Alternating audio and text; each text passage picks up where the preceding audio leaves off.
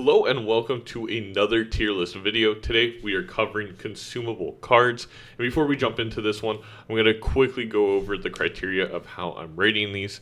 So I'm really looking at how useful they are and how often I'd be looking to use them. Looking at all 15 decks, all 10 stakes, and also going for high scores, and also kind of including challenges, though challenges can really change how the game's played, so that's weighted slightly less. Honestly, it's just how often are these cards useful when playing Balatro. That is how I'm trying to rank these. So without further ado, let's get started with the planet cards. First one up is Pluto. It helps high card. And honestly, high card builds are pretty legitimate. And I'm going to put it in C tier because I do see it as a card that I'm grabbing quite often. Although it's not the best planet card in the world because it scales very slowly. If you're playing a high card build, and you're trying to level up high card, I hate to say it because he is my arch nemesis, but Space Joker is probably the way to go. Next, we have Mercury, which upgrades pairs. I'm going to put this in the D category. I just don't see, building pairs as a very legitimate strategy. There's not many builds out there that lends itself to building pairs. If you're going to build pairs, you might as well probably just build high card or two pair or full house. You go one way or the other. You don't just sit playing two pair. I mean, I've had one build, I think, with a couple stuntmen that lended itself to playing pairs, but it was very, very hyper specific. In fact, I think I'm going to put it in the F. It's one of the worst planet cards, and I think there's only one other that is less useful than it. Uranus, due to pants, I think gets put in the C category. There is some very legitimate two pair builds in the game, but it's not quite used that often. The reason I like to upgrade Uranus and upgrade two pairs is I'm usually going for full houses. Sometimes you don't get that third card, and it's nice to be able to play two pair and not totally destroy your run. So there's a time and a place for it. I'm definitely picking it over Mercury. And next up is Jupiter, and just due to the fact that flush builds are so great in Balatro right now, there's been many studies. You can find them on Reddit, on Discord. There's YouTube videos explaining why, but flush builds are the best way to consistently win Balatro runs at all stakes and with all decks. So Jupiter comes in and saves the day and is often a card I am grabbing. Even when I don't know what my run's going to be, I'm probably grabbing Jupiter or Earth because I'm like, it's going to most likely end up as a flush build, or I may want to play some full houses. Next up is Venus, and the only thing I see more useless than a pair build is a three of a kind build. If you're going to play three of a kind, you probably are just going to play a full house build. I don't see any reason why you'd be playing three of a kind specifically, except if you have like 4 or 5 half jokers for whatever reason in your Joker build where you can only play up to 3 cards. There's just never really a reason I'd be playing a three of a kind build. I never ever grab Venus unless I have to. So it's one of the worst consumable cards, one of the worst planet cards in the game, in my opinion. I would love to know if there's any use cases for Venus, but I just don't see them. Earth is going to go in the B tier. Pretty solid. Full house builds, I think, are my second most common behind flush, and then high card would be the third most common. I think building Earth often leads to a different kind of build that involves a secret hand, like a 5 of a kind or a flush 5. But on my way there, I'm often using full houses quite a bit, so I'm building Earth up. And it's one, again, similar to Jupiter, I'm grabbing quite often, even when I don't know what my run is going to be. Saturn is going to go in the D tier. Straight builds, very hard to do outside of the Abandoned deck. You can do them, but very often they kind of become straight flush builds, in my opinion, when you start navigating and shifting your deck around and thinning it out. So I just don't see a ton of use in just normal straights. Again, outside the Abandoned deck, I'm going to put in D tier. I do think it is a little bit more useful than Venus or Mercury, but not by a whole lot. Mars gets also put in the B tier. It's not as easy to build as a full house, obviously, but it's another one that on your way to building a flush 5 or a 5 of a kind, or shifting your deck to focus on one specific card, you're going to be playing quite a few 4 of a kinds, and it scales very fast. We have to remember, each one of these scales better the better the hand. So Mars, for example, gets +3 mult and +30 chips every time I buy it, versus a Venus only gets +2 mult and 20 chips. Earth is in between that at 2 and 25, Jupiter 2 and 15. So, you know, Mars is a fast scaling planet card, and it's relatively easy to start shifting your deck towards one card to get enough 4 of a kinds to help you get through a run, even at higher stakes in my gameplay so far. Neptune is going straight in the D category. It's a legitimate planet card, and it can scale very fast. I mean, we're talking about +3 mult and +40 chips every time you add a Neptune. However, straight flushes are not very common in this game. It's not going to be a common build that you're going to find yourself doing outside of checker decks, so it goes in D category. It may even, once in a while end up in F for some people. And the reason I have it in D and not F is because flushes are so common. Sometimes you accidentally play a straight flush, so it's nice to have this built up just a bit when you are playing flush builds in case that does happen. I mean, I've had times where I had to play a straight flush. I had no option. I couldn't play a normal flush. So, you don't want this passing it up too much, and you still want to have a good hand when you play that straight flush. Planet X is going to go in the C category. It's a great card. Excuse me. It's going to go in the B category. It's a great card. +3 mult, +35 chips. You have to build a 5 of a kind. That's not relatively easy to do. And we're going to skip ahead here a little bit, and that's because Ares, which is going in the A category for consumable card, is just flat out better. If you're building towards one card, let's say aces, you're eventually probably going to build towards one suit, one variety of that card, like ace of hearts or ace of spades, ace of clubs, what have you. You're not going to normally have like 2 aces of spades, 7 aces of hearts, and you're mix and matching suits a ton. You're most likely going to focus and play a flush 5. And flush 5 does scale quite a bit faster. Well, not too much. It's +3 mult, +40 chips, so just an extra 5 chips. But most of your runs are going to end up this way, and oftentimes I find myself now avoiding playing just a normal 5 of a kind because I know I'm building towards a flush 5, and I don't want Planet X to start populating my planet packs and taking up spots that could be in Aries once I unlock that. And then Circe's, it's going to go in the C category. A flush house is really cool. +3 mult, +40 chips, each one you get. But it's not super common to go for, right? You're usually building up one card like we just mentioned, 4 of a kind, Aries, Planet X. Very often are you kind of building up 2 cards that are also the same suit. It's come up once or twice in the checkered deck, but that is 1 of 15 decks. It's not very often that I'm playing the checkered deck, and that is the only time I really find it extremely useful. I'm not going to put it any lower because it is a powerful planet card, and it's only going to start populating if you've played a flush house. And if you've played a flush house, obviously you have a chance of getting them, so it's an okay card. If it just started populating right out of the gate, I'd put it much lower, but it's only really showing up when you kind of have a use for it, so it's not that bad. Moving on to the tarot cards. The Fool, S tier consumable card. I mean, the Fool copies the last played planet card or tarot card. It would be even better if it was only tarot cards, but I'll take it. Oftentimes you can kind of save it in your consumable slot until you have a card you really want to use again. Whether that be a planet card towards a hand you're building or another tarot card that is extremely useful. The Fool is very, moldable. Obviously, the fact that it can become almost anything you want. It can get a little annoying and just stick up there, and eventually you're like, okay, I'm just going to use it. But all in all, very, very good tarot card. I'm taking this one extremely often when it comes up in packs, and almost any time it comes up in the store. Magician.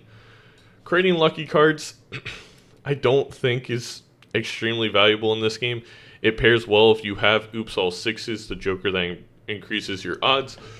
But you're taking up a whole Joker spot, and you're talking about 1 of 150 Jokers that this card pairs well with. And if we're doing that, I'm putting it all the way in the D category. Now, a lucky card can pop off. Adding $20 one every 20 times you play it is awesome, and adding that 20 mult can be a lifesaver, but it's not reliable whatsoever. So, while I will pick it over a few other cards, it's all the way down in the below average, that D category, because it's not something I really want. High Priestess is going in the A category, and the reason for this is you allow, when you pick it and it pops and you get 2 planet cards, I either can use those planet cards if they're hands I'm using, or I can sell them for $1 or $2 if I sell both. I basically just made back the money I spent on High Priestess, or I spent partially on that pack. So it's really not a bad card. It often can help you. And it is a nice way to get a planet card into your consumable slot if, let's say, you have the voucher that allows you to multiply the observatory. It allows you to multiply by 1.5 of that specific hand of the planet card in your consumable slot. If you haven't gotten that voucher, this is a little confusing, but High Priestess has a time and a place. I think it's pretty valuable because often you're getting money back or you're getting the benefit you need. Empress makes Molt cards is going to go in the C category. Not bad. Molt cards can be very helpful in the early game, and I'm definitely using it then. But once you're past the early game, there's not a ton of use for Molt cards. It doesn't hurt to have, and if you have some jokers that retrigger, it's kind of nice, but it's not one I'm picking very often over some of the others. And right away, we'll move to Emperor, which is going to go in the A tier. You have a tarot card that makes 2 random tarot cards, and the really good part about Emperor is the fact that if you don't have Showman, which is again a very specific joker, you cannot pop 2 tarot cards that are in the pack. So let's say you get a Mega Arcana, right? And you get 2 tarot cards. Well, if you use Emperor, when it pops, it's not going to pick any of the ones that are currently present in your pack. So you can kind of pick this up when you're like, oh, okay, there's no other good tarot cards in this pack. I pop Emperor. I have a very high chance of getting the tarot cards I want. Let's say I want a Death and a Hangman. And the tarot pack has a High Priestess, an Empress, a Magician, Tower, Star, Moon, right? When I pop this, there's now a much higher chance that it pops with a Death and a Hangman, considering it can't pop any of those ones that are currently in front of me and I'm able to choose from. So just a little side note, a little tip for why Emperor I think is so good. Hierophant, creating bonus cards. Actually, you got to put in the B category. It's more important to me than Empress because adding chips gets kind of ignored once you get to the higher antes and you're building up your Molt with X Molt and whatnot. So having that extra 30 chips on your card actually can be very, very useful, and I definitely find myself picking it much more than Empress once you're past ante 2 in the game. Lovers, this is a hard one to rate, right? So it can have so many uses. For example, if you have Flower Pot, it can count for any of the suits that you need to fill in because you need all 4 suits to trigger that ×3 Molt. At the same time, because it counts as every single suit, every single boss blind that debuffs a certain kind of suit debuffs your card now.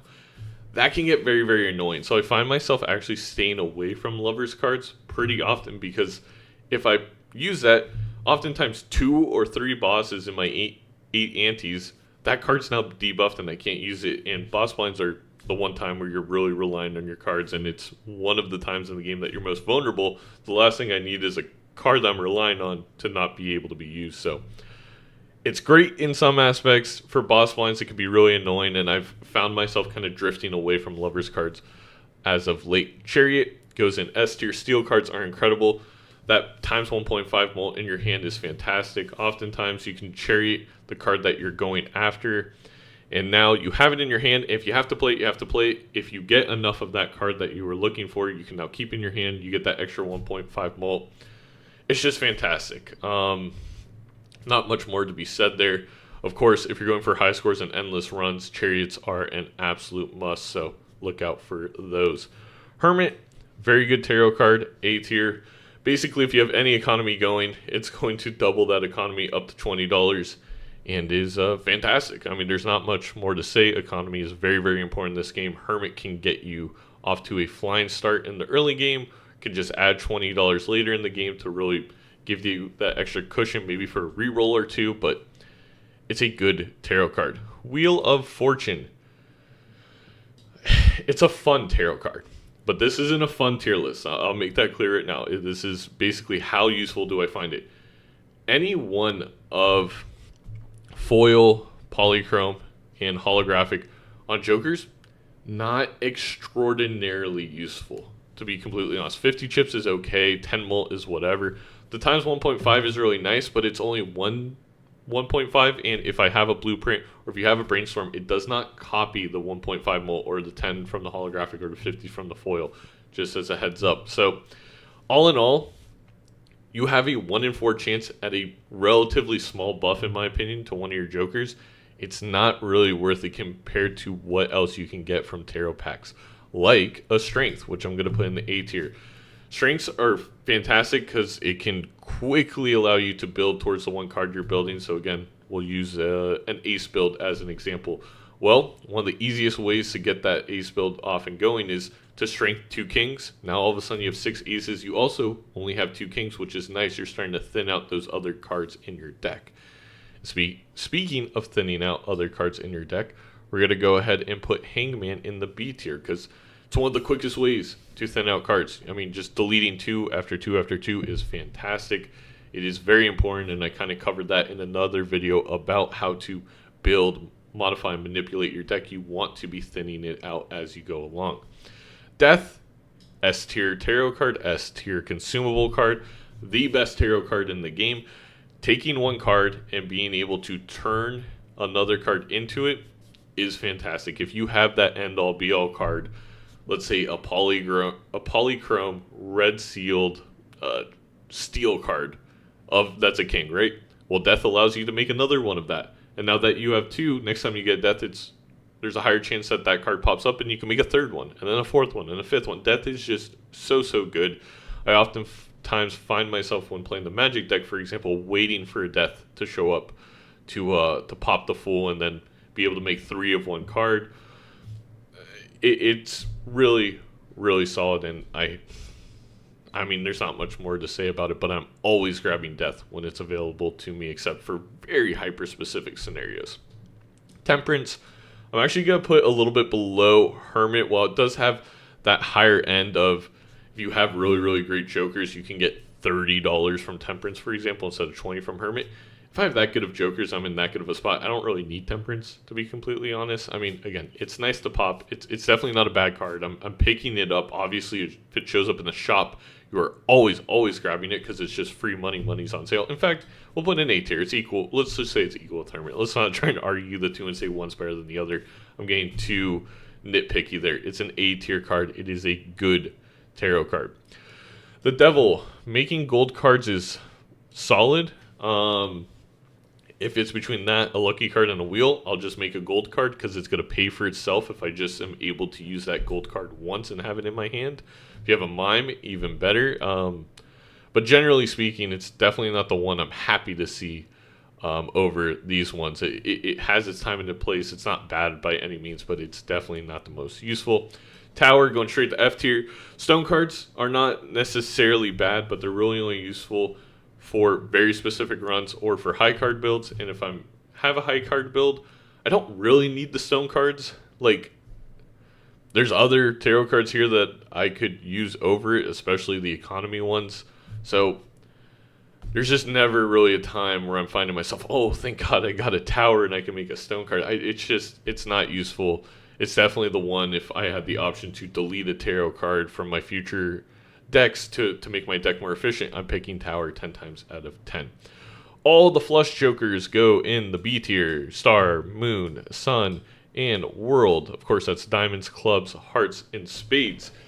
These are very good for flush builds, and we've already talked about how legitimate flush builds are in this game. And just speaking of the Magic deck, if I have 2 Fools and I get an early Star, all of a sudden I can make 9 more diamonds. We're off to the races on my flush build. They're pretty darn useful. They can really help at higher stakes because, again, you can lean on those flush builds. So, pretty good tarot card. Judgment, I have a hard time rating because early on it can be very useful. It can even be a lifesaver. But if we're thinking about all circumstances, including Endless, and we're thinking about all 8 antes, I'm going to put in the D category because once you have some of your jokers, getting a random one is just, it's not great. It's not what I'm looking for. You're not going to be using it. Again, it's kind of, it pops up in here with Tower and Magician. You're like, oh, why couldn't it have been a Death or a Chariot or a Fool, an Emperor, Hermit? There's just so many other tarot cards you'd rather see. Again, it's not the worst thing in the world. It's definitely not down here with Tower, but it's not useful often enough for me to put it any higher than the D tier. Lastly, we have the Spectral Cards. So first is Incantation, which you destroy 1 random card and you create 4 random enhanced number cards. This is going to go in the D category for me. It is not very often that I'm looking to make random number cards. It can be helpful. If it's there over some other spectral cards we'll get to later, I will pick it, but it's not that useful. I would argue it's more useful early in the game because maybe it gives you 3 nice fives, for example, and you can be like, okay, let me shift my playstyle to focus around those fives. But all in all, it's not a net negative usual, but it can be a net negative because we really, really want to be thinning out that deck to get the cards we want, and Incantation really does the opposite of that, and it's too wide of an outcome to be that helpful. Then we move to Familiar, and that's definitely in the C tier for me because, well, actually it's going to be in the B tier because it can only be kings, queens, and jacks, so it immediately shrinks the outcomes, and now you know you're getting a face card. On top of the fact there's so many jokers that buff face cards, Familiar goes really well with all of those because no matter what card you get, you're probably happy. And if you are playing a king build or a queen build or a jack build, there's a 1 in 3 chance of those, and you do get 3 cards. So statistically, when you use this, you're going to get 1 more of the card you want, and of course, you're getting 2 of maybe the one you don't want. But that's not nearly as big of a problem as getting 4 random number cards, in my opinion. It's much easier to thin out the deck from here, and is mostly a net positive. Grim is A tier, so this is the end-all be-all of this variety of card of destroying and then creating. While it only creates 2 random aces, you know that they're aces, and that's why I think ace builds are pretty popular in this game, is partly because of Grim itself. When that card pops up, immediately I know I'm going to go from 4 or 5 to 6 or 7 aces, and these ones are going to be enhanced with who knows what. So I really like Grim. I think it's a very good Spectral Cards. Immolate, S tier, and I'm not going to go on too long of a rant here, but there's not much downside to this Spectral card. And you're probably saying, you have to destroy 5 cards. I want to destroy 5 cards a lot of the time. Again, this game and deck building games in general, you want to thin out your deck and only get the cards that are useful. Well, if you get Immolate early or even later in the game and you get a nice hand of, let's say, this is in your consumable slot, which is rare. Of course, it's more likely it's in a Spectral pack, but let's just say it's in your consumable slot. You draw a hand of none of the cards you want. You're in an ace build, you got no aces. Beautiful. Not only am I going to get $20, I'm also going to destroy 5 cards. That's 2.5 times the amount I get with Hanging Man. Absolutely fantastic card. It can set you up in the long term very quickly. It's just, I can't say enough about this. Destroying 5 cards is such a good thing, even though it's random. It really helps thin out your deck and pull the cards you need. And at the same time, it jumpstarts your economy. $20 is huge in this game. And if you save that up, the interest will help you fly forward. So, Immolate, one of the best ones you can hope for. Now we're to the Seal Spectrals, and Talisman is going to go in the C category. You know, having a little bit of extra economy on a card you're playing is not the worst thing in the world, but I'm definitely not happy to see it. Actually, it's going to go in the D category. Medium is also going in the D category. Yes, making a tarot card when I discard this specific card, that's a lot of cards, is good. It's definitely not a negative thing, but when you compare it to what else you can be getting in that Spectral pack or what else can be popping up in the shop, I'm honestly not taking it that often. Trance, straight F tier for the cost of buying it if it does pop up in the shop, or the opportunity cost of it popping up in a pack with the other Spectral cards you could have gone. It's awful. I don't need to be making one planet card if this card survives the end of the round. I mean, it goes okay on a Chariot card, but it's not useful. And then there's Deja Vu, S tier. Re-triggering is very, very important in this game, whether it's on a steel card or whether it's on a club when you have jokers that align with clubs. It is very important, it is very good, and it's one of the best Spectral cards you can ask for because you combine this with, you know, your steel king card that you're playing. Now this is going twice when it's left in your hand, and you can start deathing that card and making more copies of it. It is a very, very good card. Ouija is going to go in the... I'm tempted to put in A tier, but I'm going to put it in B tier. It is random, so I really feel like it's more useful early in the game, and it does reduce your hand size by 1, which can be pretty brutal at times. Obviously, making a whole bunch of 1 card is great. And if you have like the painted deck where you have a massive hand size already, not only is that not going to hurt you as much, but when you use it, it's going to affect more cards. So you're going to have more 7s or 6s or 5s. The downside of this, of course, is it is random. So if you were already building towards a certain kind of card, this can kind of, well, not kind of, it's going to hurt you and you're just going to straight up not use it. So I would say it's used in the early third of the game, but it can be used in the early third of the game in basically almost any build. So I still will put it in the B tier. And then there's Sigil, which is going to go into the A tier. This could be a lifesaver if you're playing flush builds. Again, I'm not going to go over it again, but flush builds are very, very common.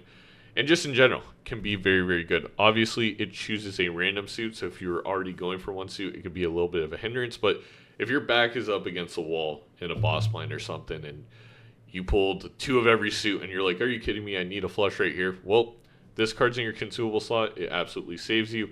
If you find this in a Spectral pack, it's definitely better than some of the other options, and you're like, okay, all right, I guess we'll be going for hearts this game because it turned 8 cards into hearts. So not the end-all be-all of consumable or Spectral cards, but I do find it very useful.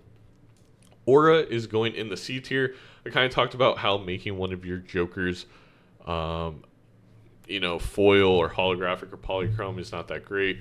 Making one of your cards, any of those, is pretty solid. And obviously, if you get a polychrome card, that's how you go on these super high score endless runs. But this is trying to take everything into account. And oftentimes, I'm not trying to do that. I'm just trying to beat this gold stake on my 18th attempt, and I'm hitting my head against the wall. And Aura's not going to help me too much.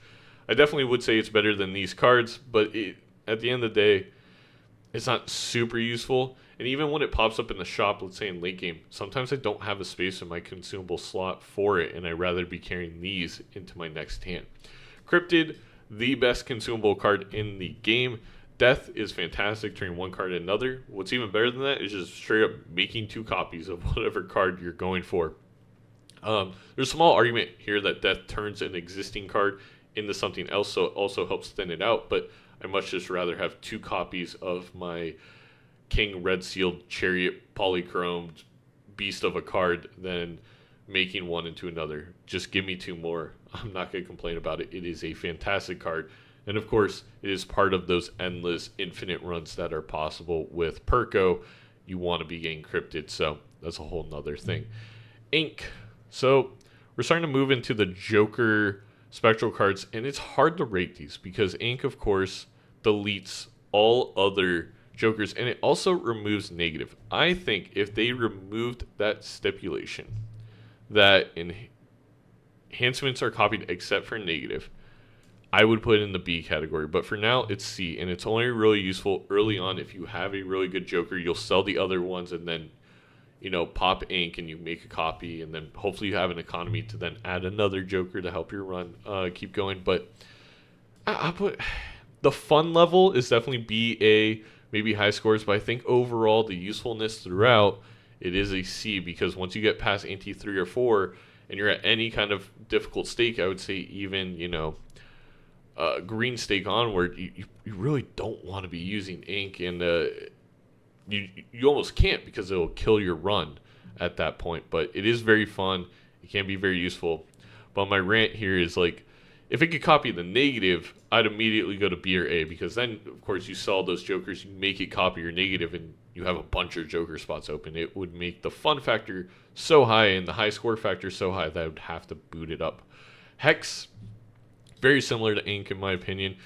The fact that it's deleting everything else to make one of your Jokers polychrome is not great. I'm going to definitely put in the D category. I'd rather have it than a trance, but it's very much an early Spectral card. If you get it any later, you're not going to be deleting the rest of your Jokers to make one polychrome. It's just not feasible, and it's going to kill your run. Ectoplasma. This one is much more feasible. It's going to go into the A category. It would be S, but it does have the downside of, let me pull it up right here. of reducing your total hand size by 1, which again, hand size can be very important in the later game, and you don't always need a negative joker when running these higher stake runs and whatnot. But having a negative joker is great. It's not nearly as big of a downside as deleting all your other jokers like Ink and Hex. Wraith, I'm going to put in the A tier. This may be controversial, but I'm maybe not the best economy player. I don't always have a ton of money. I oftentimes don't have a ton of money. So Wraith to me is very often very useful. Now, there is a downside of the fact that there's a chance you get a seance out of all the rare cards. But if you take that out and look at the fact that there's a lot of good rare cards, Wraith is a very good joker. It's very good in the early game.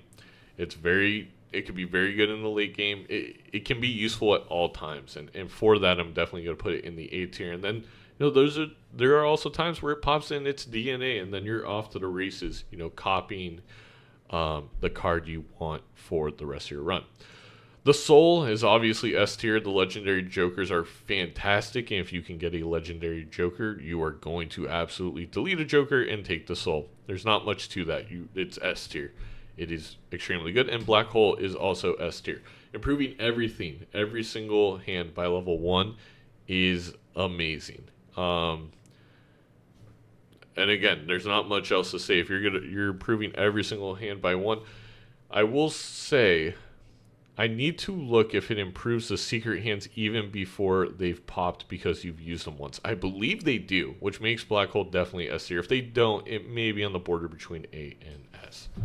All right, that's going to wrap it up for my consumable card tier list. I'm sure there's some controversial picks here. I love having the back and forth in the comments with you guys, so do not be afraid to comment down below. Make your own tier list. Like this video if you like, dislike if you hated it and you think I'm an absolute moron and you just can't stand me. Subscribe if you've been enjoying the content, and I will absolutely see you for the next one very soon.